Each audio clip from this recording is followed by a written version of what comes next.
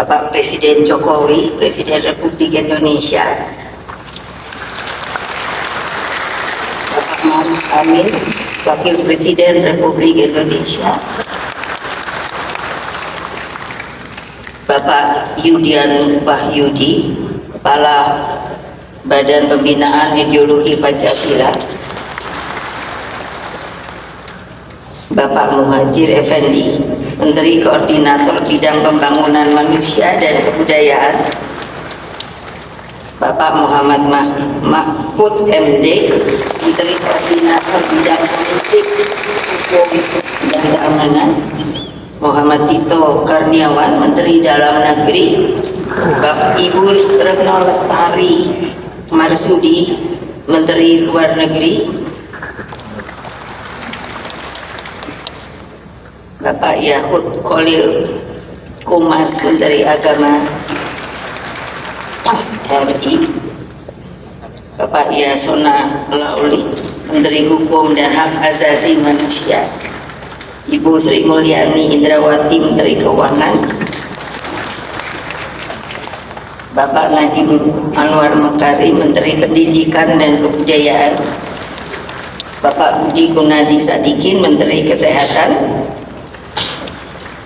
Ibu Tri Risma Harini, Menteri Sosial, Bapak Arifin Tasrif, Menteri Energi dan Sumber Daya Mineral, Bapak Basuki Hadi Mulyono, Menteri Pekerjaan Umum dan Perumahan Rakyat, Bapak Budi Karya Sumadi, Menteri Perhubungan, Bapak Sakti Wahyu Trenggono, Menteri Kelautan dan Perikanan, Bapak Adi Cahyanto, Menteri Agraria, Tata Ruang dan Kehutanan, Bapak Abdullah Azwar Anas, Menteri Pemberdayaan Aparatur Negara dan Reformasi Birokrasi, Bapak Teten Mas Duki, Menteri Koperasi dan UKM, Ibu Gusti Ayu Bintang Darmawati, Menteri Pemberdayaan Perempuan dan Perlindungan Anak, Bapak Pramono Anung Wibowo, Sekretaris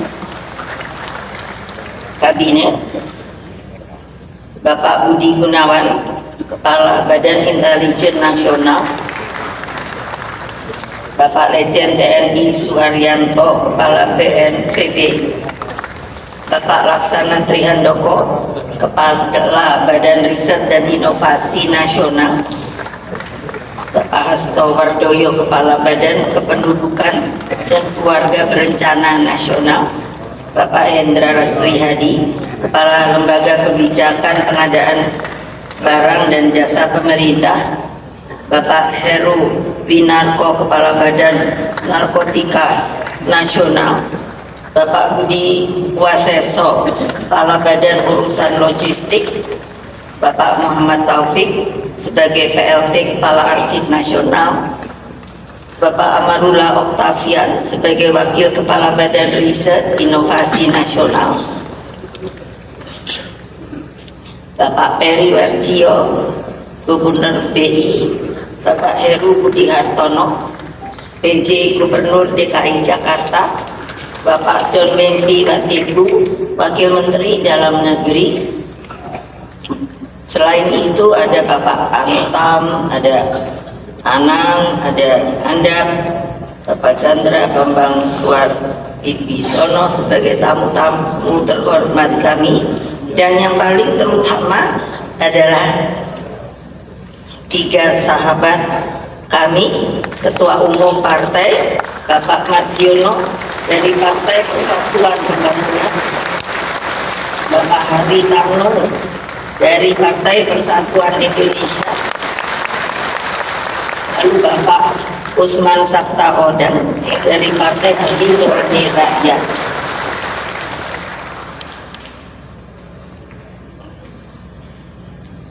Bapak Presiden, karena penugasan Bapak kepada saya sebagai Ketua Badan Pembinaan Ideologi Pancasila, maka seperti juga seizin Bapak, kami ingin memperkenalkan terutama siapapun yang merasa adalah bangsa Indonesia dan mengakui ideologi Pancasila, maka memperkenalkan suatu salam.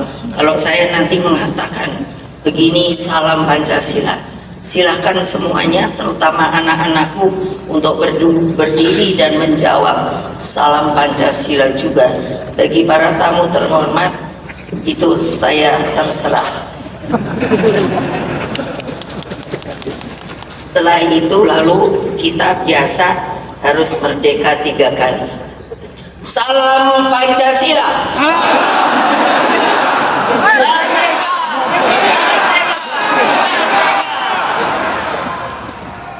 Assalamualaikum warahmatullahi wabarakatuh. Salam sejahtera untuk kita semua. Om Swastiastu, Namo Buddhaya, salam kebajikan rahayu. Puji syukur kehadirat Allah Subhanahu wa Ta'ala, sehingga rapat kerja nasional keempat ini PDI Perjuangan dapat diselenggarakan. Setelah itu pada pemilu 2024 nanti juga kita akan mengadakan sebagai informasi Rakernas kelima atau yang terakhir dalam DPP periode ini, dan selanjutnya Kongres ke-6 pada tahun 2025. Rakernas ini tentu semuanya sudah mengetahui sangatlah penting bagi memberikan arah masa depan bagi Indonesia yang pada hari ini saya mengatakan adalah Indonesia yang berdaulat di bidang pangan. Saudara-saudara sekalian, anak-anakku dimanapun berada, begitu juga bagi seluruh rakyat Indonesia yang saya cintai. Bapak bangsa kita, Bung Karno, telah lama menegaskan bahwa dalam suatu pidatonya beliau berkata, pangan itu berkaitan dengan mati hidupnya suatu negeri. Kalau kita bisa lihat, maka hal inilah yang kini terjadi dalam perang Rusia dengan Ukraina. Pangan telah menjadi senjata yang sangat ampuh di dalam membangun hegemoni suatu negara.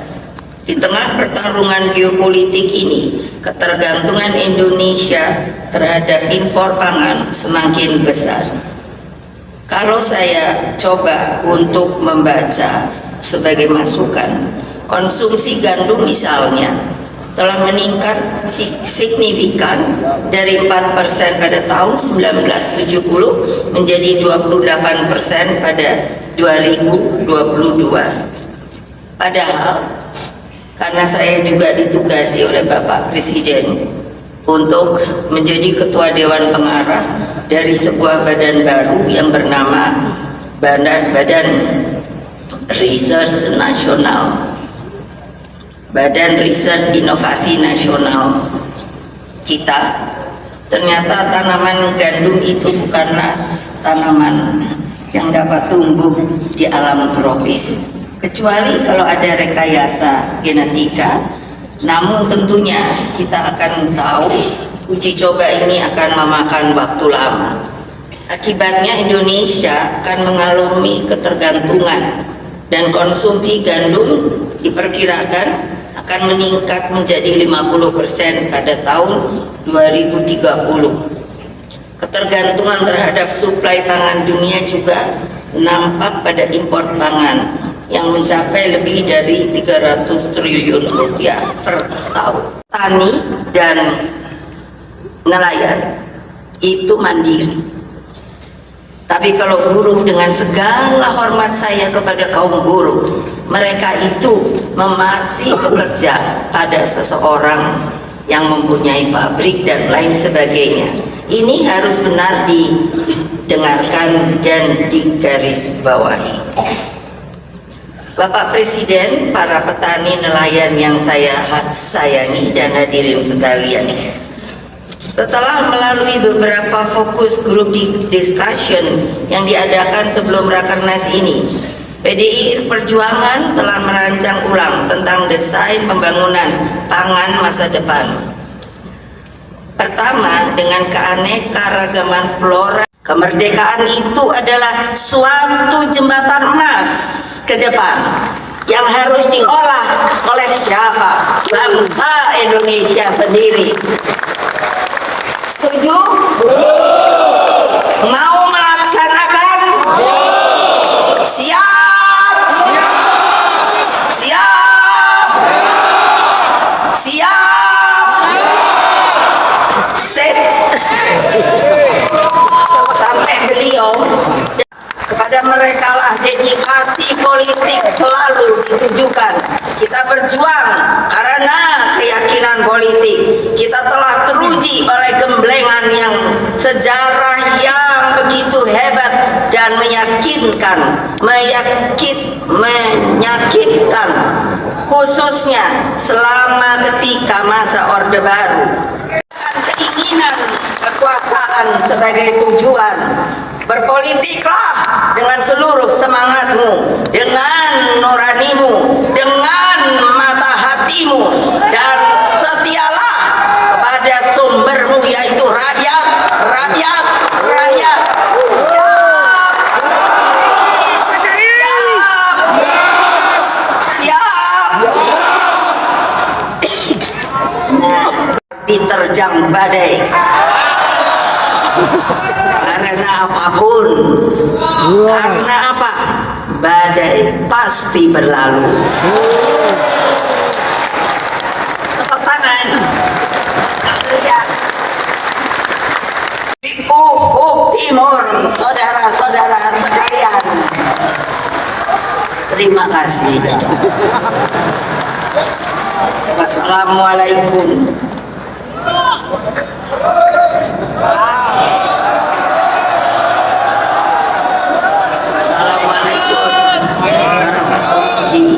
Wabarakatuh.